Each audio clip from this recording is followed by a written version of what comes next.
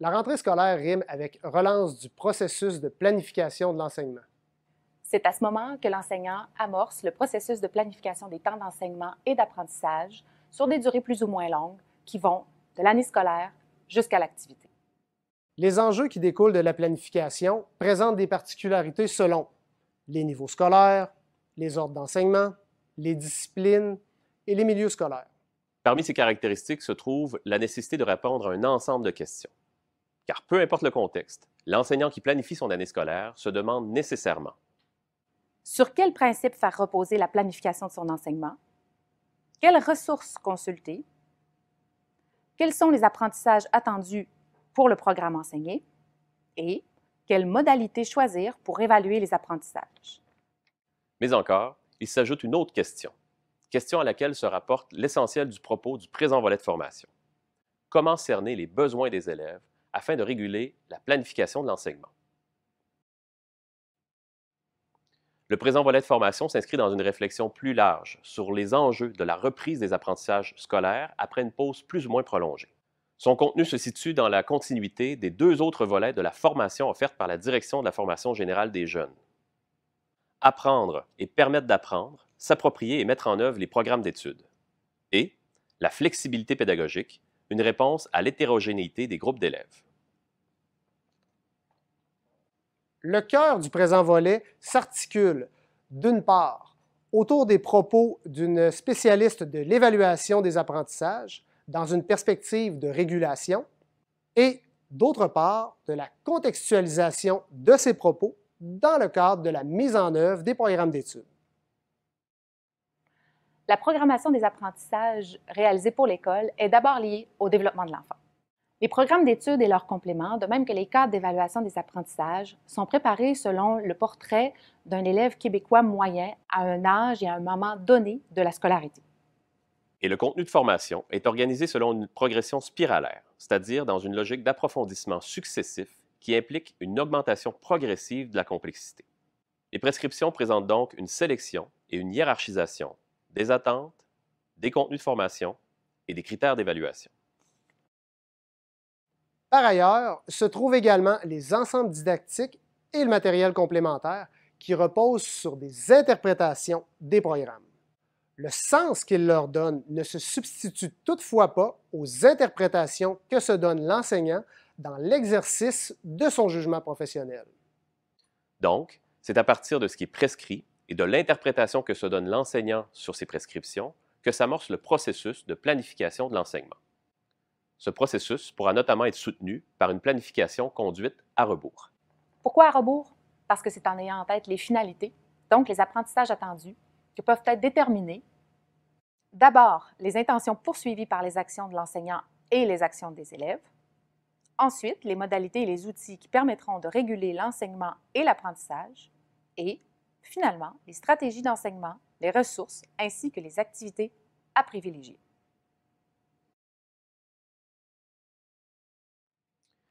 Les questions qui touchent la planification de l'enseignement conduisent immanquablement aux principes et aux démarches qui permettent de cerner les besoins des élèves.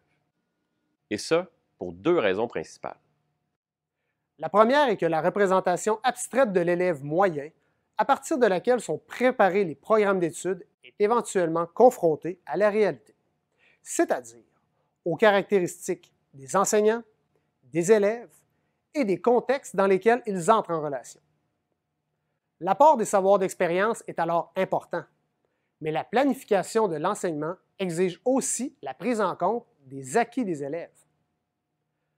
L'enseignant poursuit donc son travail de planification une fois connus les besoins comblés pour rétrécir l'écart entre ce que les élèves savent faire et les attentes. La deuxième raison est que tous les systèmes scolaires, dont le nôtre, comportent des ruptures. Ces ruptures marquent des pauses de durée variable dans les apprentissages scolaires. Parmi d'autres figurent les passages d'une année à l'autre et d'un cycle à l'autre, le passage du primaire au secondaire, l'ajout ou la disparition d'une matière dans la grille horaire et les périodes de vacances, l'été, la relâche scolaire et le congé des fêtes. Évidemment, il existe dans les milieux scolaires des mécanismes de concertation qui visent à atténuer les effets des ruptures dans la reprise et la progression des apprentissages. Mais cela dit, il demeure l'importance de déterminer les besoins des élèves à différents moments de leur parcours scolaire. Avant d'aller plus loin, mentionnons que les éléments du présent volet de formation sont abordés dans une perspective de régulation de l'enseignement et de l'apprentissage. Et la régulation, c'est quoi? Eh bien, c'est un processus d'ajustement continuel dans la façon d'enseigner et dans les manières d'apprendre. Des ajustements qui permettent en quelque sorte de maintenir l'équilibre entre l'enseignement qui est planifié et ce que les élèves sont effectivement capables de faire. Une planification ne peut donc être viable si elle est trop rigide. Elle doit pouvoir être adaptée. Adaptée notamment parce que chaque action en classe, peu importe à quel moment d'un cours ou d'une année scolaire elle est menée, apporte de l'information. À cet égard, notons que les démarches qui permettent de réguler l'enseignement et l'apprentissage peuvent être formelles ou informelles.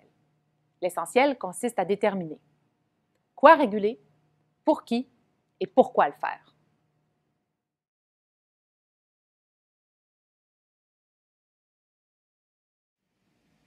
L'intention de cerner les besoins des élèves se rapproche très certainement de la fonction de l'évaluation que l'on appelle la fonction d'aide à l'apprentissage. C'est une fonction qui est très précieuse parce qu'elle permet à l'enseignant de prendre conscience, de prendre connaissance de l'état d'apprentissage de ses élèves et aussi de l'état de développement de leurs compétences sur une base régulière et fréquente. On oppose fréquemment cette fonction à la fonction de reconnaissance des compétences qui a effectivement toute une autre perspective puisqu'elle permet de prendre des décisions quant à l'échec et à la réussite des élèves à certains moments de l'année et au terme de l'année scolaire. L'évaluation en aide à l'apprentissage n'est normalement pas une évaluation qui va donner lieu à une notation. Elle a un caractère essentiellement pédagogique. Son but est aussi de favoriser, par la prise de connaissance de l'état de développement des apprentissages, son but est vraiment de favoriser la réponse aux besoins des élèves en fonction du contexte de la classe et en fonction de leurs capacités. Ça implique que l'enseignant va prendre des décisions suite à cette évaluation, essentiellement dans le but de répondre aux besoins d'apprentissage de ses élèves. Il va donc décider aussi de faire ce qu'on appelle une régulation de l'enseignement ou une régulation des apprentissages, c'est-à-dire une adaptation de ceux-ci pour permettre à l'élève de mieux progresser et de mieux construire ses apprentissages. Généralement, on va réaliser cette régulation après avoir évalué les élèves et donc on va parler d'une régulation rétroactive, c'est-à-dire une régulation qui vient après l'apprentissage. C'est effectivement très utile et très nécessaire puisque ça permet à l'élève de se réaligner et de se réorganiser par rapport à ses apprentissages et aux problématiques qu'il rencontre. Ça permet aussi à l'enseignant de modifier sa planification et de l'adapter aux besoins précis des élèves tels qu'il a pu les percevoir. On va donc parler d'une régulation rétroactive quand l'enseignant la pratique après avoir fait des apprentissages, mais ce n'est pas la seule régulation qui va être utile pour lui. En effet, dans de nombreuses circonstances, on sait que l'apprentissage des élèves peut vivre des ruptures, peut avoir été plus ou moins éloigné des nouveaux apprentissages, et dans ce contexte-là, il va être très utile pour l'enseignant de pratiquer une régulation qu'on va appeler proactive, c'est-à-dire qu'il va prendre des informations auprès de ses élèves et ça va lui permettre d'adapter a priori la planification qu'il prévoit. Donc, il va faire cette régulation avant d'avoir entamé de nouveaux apprentissages et ça lui permet en quelque sorte de garantir une meilleure réussite des élèves, puisque le but de cette évaluation, c'est essentiellement d'aller recueillir l'état des préalables ou l'état des prérequis de ces élèves par rapport aux nouveaux apprentissages à venir. Dans cette perspective, ça nous amène à penser à une autre dimension de l'évaluation en aide à l'apprentissage que l'on peut qualifier de diagnostic. On sait que le mot diagnostic fait souvent référence à une démarche clinique dans laquelle l'enseignant va essayer de comprendre les causes, de voir quelles sont les origines des problèmes d'apprentissage de ses élèves, mais dans une perspective de régulation d'une planification didactique, on ne va pas aller aussi loin. L'enseignant va juste se contenter d'avoir un portrait exact de l'état d'acquisition des prérequis de ses élèves pour savoir exactement où démarrer et comment maximiser les nouveaux apprentissages. Il va donc pouvoir mesurer en quelque sorte un écart entre une planification idéale telle qu'il aurait planifié en temps normal sur une base d'élèves avec un niveau de prérequis standardisé. Il va donc pouvoir apprécier cet écart et en fonction de cet écart, évaluer les besoins des élèves et planifier une deuxième fois, si on veut, ou effectuer une planification qui sera plus ciblée et qui sera aussi surtout plus différenciée, puisqu'il aura pu prendre connaissance de certaines difficultés des élèves, que ces difficultés-là soient collectives ou encore de difficultés ou de limites vécues individuellement par certains élèves. Ce qui va être intéressant, c'est qu'il pourra alors, à ce moment-là, essayer de créer des profils d'élèves pour pouvoir faire non pas une planification totalement individualisée, mais une planification différenciée en fonction de certains profils d'élèves.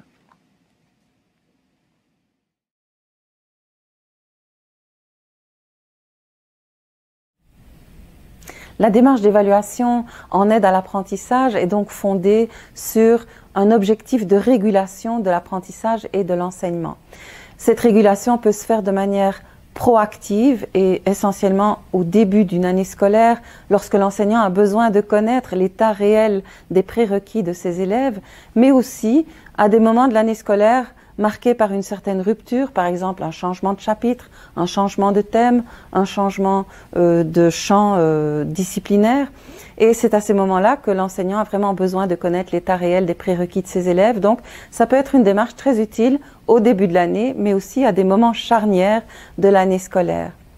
L'évaluation avec une régulation rétroactive va être évidemment peut-être plus courante, puisque c'est celle que l'enseignant va pratiquer lorsque des nouveaux apprentissages sont réalisés pour pouvoir rectifier le tir avec ses élèves au niveau de leur apprentissage ou au niveau de son enseignement. Donc, c'est aussi une démarche qui est extrêmement utile.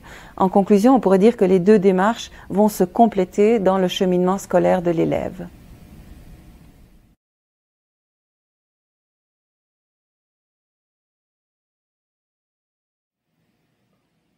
Les démarches d'évaluation qui vont avoir pour but de cerner les besoins des élèves, donc dans une perspective d'aide à l'apprentissage, mais surtout de régulation de la planification, vont devoir suivre certains principes pour pouvoir être efficaces et pratiques pour l'enseignant. Le premier principe, ça va évidemment être de faire en sorte que les informations que l'enseignant va recueillir sont utiles pour lui, sont pertinentes, signifiantes et vont surtout lui permettre aussi d'interpréter, ce sera le deuxième principe, d'interpréter ces informations de manière à obtenir un portrait rapide de l'écart entre ce qu'il prévoit enseigner et ce qu'il pourrait effectivement enseigner compte tenu des prérequis de ses élèves, et donc de pouvoir faire une régulation efficace de sa planification.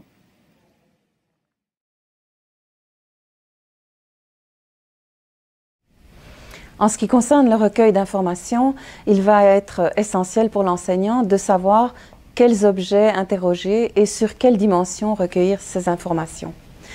On pourrait dire que l'enseignant a le support de plusieurs éléments, dont notamment le programme, avec la description des compétences, bien sûr, mais il ne faut pas oublier que les compétences sont des finalités de formation et que comme telles, elles constituent des macro-objets d'apprentissage, et donc l'enseignant ne peut pas poser un diagnostic général sur l'état de développement d'une compétence en tout début d'année. L'autre élément important, c'est aussi tout ce qui est lié à la progression des apprentissages des élèves, qui est présenté sous différentes formes, et l'enseignant dispose parfois, d'ailleurs dans certaines écoles, d'éléments de progression des apprentissages d'une année à l'autre, qui sont faits par exemple en équipe cycle, et ça va être des éléments très importants pour qu'il puisse identifier quels sont les prérequis essentiels dont il a besoin chez les élèves pour pouvoir entamer de nouveaux apprentissages. Il faut savoir que quand on parle de savoir, il y a deux dimensions qui vont être associées à ces savoirs. Il y a des savoirs à acquérir, que l'élève doit avoir acquis, donc ce sont des prérequis d'acquisition. Et il y a aussi des savoirs que l'élève doit être capable d'utiliser en situation ou de mobiliser. Donc ces acquis de mobilisation sont évidemment plus complexes que les acquis simplement comme tel d'acquisition théorique des savoirs. Donc il est important pour l'enseignant de départager ces deux éléments et d'accorder sans doute plus d'importance aux éléments qui sont un objet d'utilisation par l'élève. À cet égard, la dimension présente souvent dans les critères d'évaluation, dans le cadre d'évaluation des apprentissages, va pouvoir être très utile pour l'enseignant parce que ce sont donc des dimensions incontournables de la compétence à évaluer, ces critères-là, et souvent ils sont un élément intégrateur au niveau des savoirs. Donc l'enseignant va pouvoir facilement associer à ces critères, qui sont généralement des actions incontournables dans la compétence, il va pouvoir leur associer des savoirs nécessaires pour que l'élève puisse poursuivre ses apprentissages. Donc, ces trois éléments, compétences, progression et savoir, ainsi que les critères d'évaluation, ce sont trois éléments qui vont permettre à l'enseignant de faire des choix, de faire une sélection, et ça lui revient évidemment d'identifier quels sont les éléments essentiels pour lui, pour son démarrage d'année.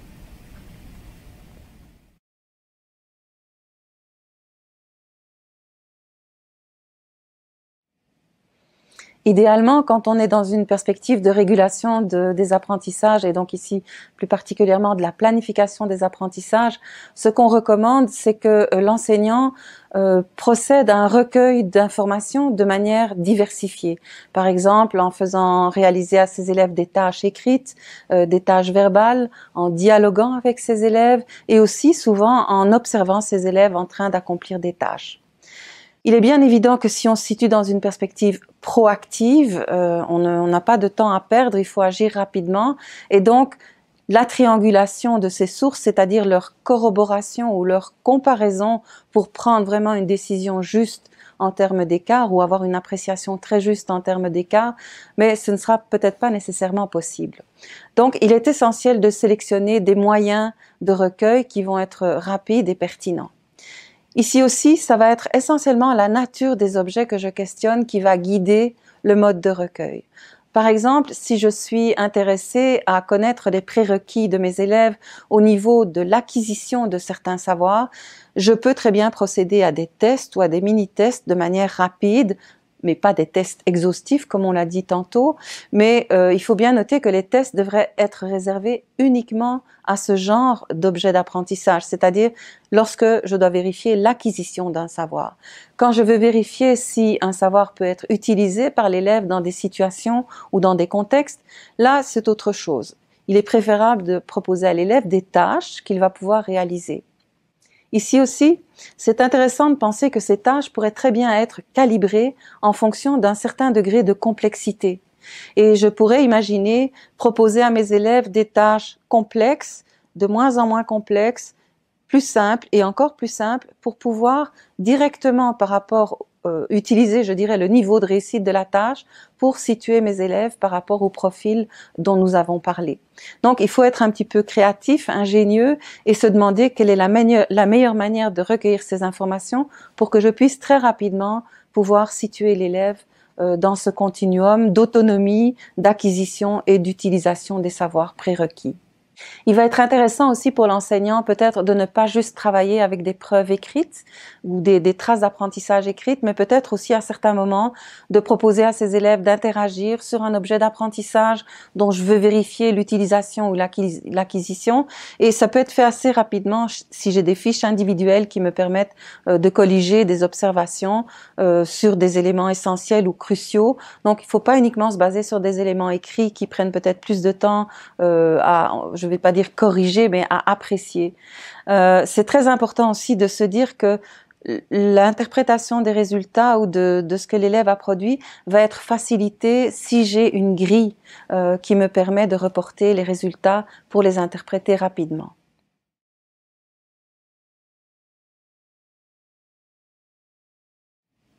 En ce qui concerne l'interprétation maintenant, je l'ai dit, c'est essentiel que l'enseignant puisse avoir une interprétation efficace qui lui permet rapidement de situer les élèves sur un continuum pour pouvoir proposer des actions ou des activités différenciées dans sa planification.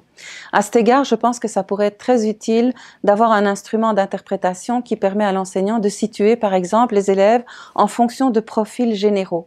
Parce qu'il est évident qu'on a beau parler de différenciation, ce ne sera pas essentiel ou ou même pas possible de faire une planification différenciée pour chaque élève. Donc ça va être utile pour lui de regrouper ses élèves en fonction de besoins typiques qu'ils ressentent. Et à cet égard, on pourrait par exemple, évidemment sans classifier les élèves et sans les stigmatiser, parce que on se rappelle que c'est pas une évaluation qui va être chiffrée, elle ne va pas être placée au bulletin non plus, il n'y a pas d'enjeu critique pour les élèves à ce niveau-là. Donc ça va être utile pour l'enseignant de pouvoir peut-être situer ses élèves en fonction de leur degré d'autonomie, par exemple, de leur degré de réussite de certaines tâches, et pouvoir peut-être identifier un groupe qui est autonome, qui réussit bien, un groupe qui est autonome mais qui est peut-être à risque parce que certains prérequis lui manquent, un groupe qui est peu autonome et qui est aussi en risque d'échec par rapport à ses prérequis, donc serait potentiellement aussi en risque d'échec par rapport à des nouveaux apprentissages, et enfin un groupe qui aurait des besoins très importants parce que peu autonome et vraiment avec des besoins de prérequis qui sont non comblés et qui vont prendre du temps à combler par l'enseignant.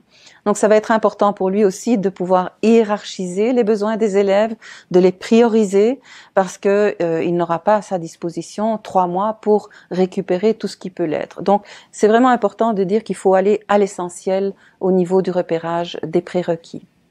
La question de l'interprétation des données recueillies au cours de ces tâches ou dans ces mini-tests ou ces questionnaires pose plusieurs défis à l'enseignant.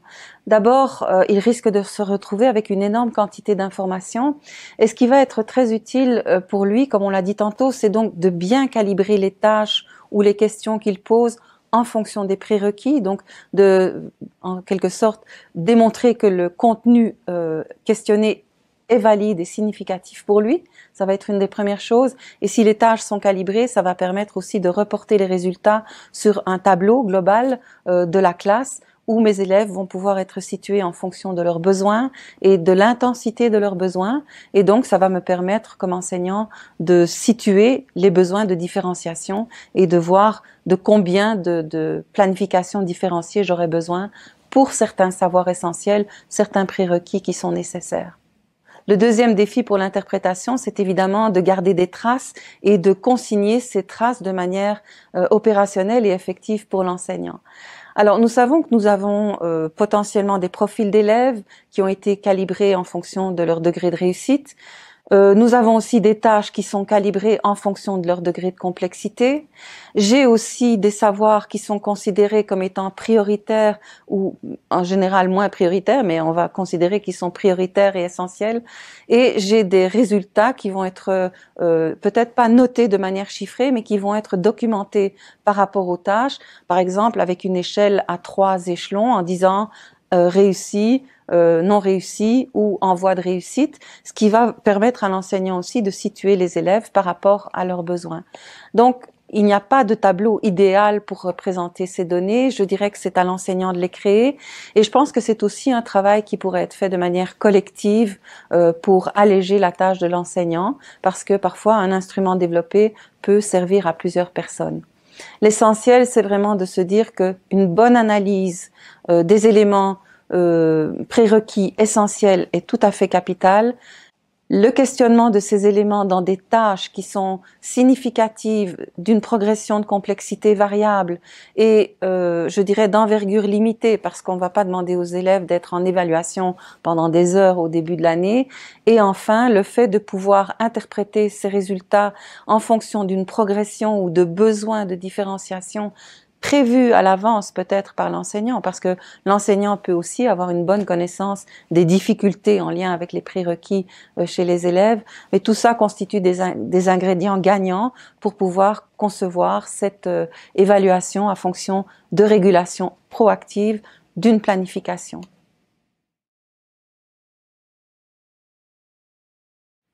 Un des avantages de cibler l'écart qui existe entre ce que l'élève devrait apprendre comme nouveaux éléments et ses prérequis, c'est le fait de pouvoir lui proposer des activités d'apprentissage dans lesquelles il va se sentir plus naturellement à l'aise et dans lesquelles il va pouvoir faire un certain travail de manière autonome.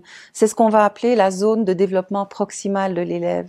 Alors c'est aussi un des avantages de cette évaluation proactive, c'est qu'elle permet à l'avance de déterminer quelles seraient les zones d'apprentissage autonome de l'élève, c'est-à-dire ce qu'il peut faire sans l'aide de l'enseignant.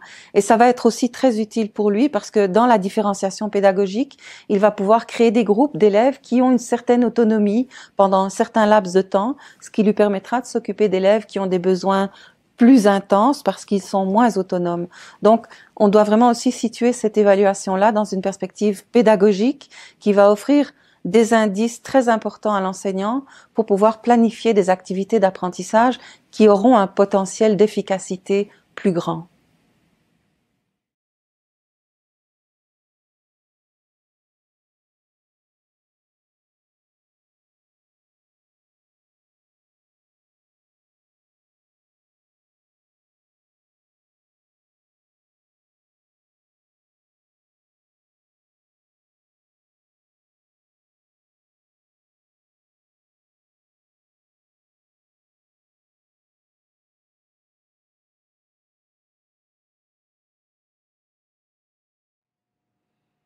Cerner les besoins des élèves n'est pas le seul fait des débuts d'année scolaire. Le concept de séquence didactique, qui s'inscrit dans la perspective d'une régulation en continu de la planification de l'enseignement, permet d'illustrer l'essentiel du propos du présent volet de formation. De manière générale, l'enseignant planifie son enseignement en cours d'année scolaire selon un enchaînement de séquences. Une séquence didactique, ou une séquence d'enseignement et d'apprentissage, est un ensemble d'activités scolaires organisées de manière systématique autour d'un objet d'apprentissage. Plus simplement, la planification d'une telle séquence revient à déterminer un temps X pour permettre la réalisation d'un apprentissage Y à l'aide d'activités Z. L'enseignant planifie dans un premier temps la séquence en fonction des prescriptions. La mise en œuvre s'amorce avec la mise en situation qui vise à présenter en détail aux élèves la tâche qu'ils auront réalisée à la fin de la séquence. La mise en situation peut être le lieu d'une exemplification ou d'une modélisation. Elle a l'occasion pour les élèves de comprendre le problème à résoudre et elle permet à l'enseignant de mettre la table pour les contenus de formation qui seront travaillés. L'intérêt du concept de séquence pour cerner les besoins des élèves réside principalement dans la seconde étape de la démarche. À ce moment, les élèves réalisent une première tentative, un essai, une production. Les informations que cette tentative fournit sur leurs acquis permettent à l'enseignant d'établir quels apprentissages sont réalisés et non réalisés par les élèves en général et par un élève en particulier. L'analyse des réalisations des élèves est source d'ajustements qui pourront être apportés à la planification de la séquence, aux stratégies d'enseignement et aux activités qui seront réalisées au cours de la séquence. Une caractérisation des élèves selon leur profil général, déterminée par exemple en fonction de leur degré d'autonomie et du degré de réussite, permettra à l'enseignant de prévoir la différenciation de son enseignement et de l'apprentissage. Il est par ailleurs possible d'envisager que certains objets d'apprentissage pour lesquels un enseignement systématique avait été prévu dans la planification de l'enseignement puissent être simplement réactivés parce qu'acquis par la majorité ou encore être abordés en sous-groupes de besoins. Le déroulement de la séquence sera soutenu par des régulations successives conduites en cours d'apprentissage, régulations qui s'appuieront sur des modalités d'évaluation formative et qui conduiront à une forme de planification en acte, c'est-à-dire en réponse à l'efficacité des activités programmées. La séquence didactique se termine avec la réalisation d'une tâche complexe que l'enseignant pourra utiliser pour rendre compte des apprentissages réalisés. Le résultat de cette dernière étape deviendra à son tour une source de régulation de l'enseignement, puisque les performances des élèves conditionneront la planification des séquences suivantes. Au bout du compte, on retient quoi? Planifier l'enseignement, évidemment, selon une juste compréhension de l'apprentissage. S'appuyer sur une interprétation étayée des prescriptions et du matériel didactique. Cerner les besoins des élèves, pas seulement en début d'année, mais souvent, notamment en s'intéressant à l'effet des ruptures. Caractériser les élèves selon leur profil pour penser la différenciation de l'enseignement et de l'apprentissage. Et, finalement, réguler la planification des séquences au gré des constats dressés lors de leur mise en œuvre.